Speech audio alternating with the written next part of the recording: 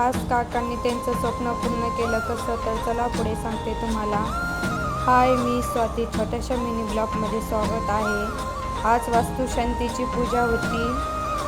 त्यानंतर पूजा वगैरे आवरून झाल्याच्या नंतर मी पण दर्शन घ्यायला आले होते. काकांचं लई दिवसापासून एक स्वप्न होतं, ते आज फायनली पूर्ण झालं.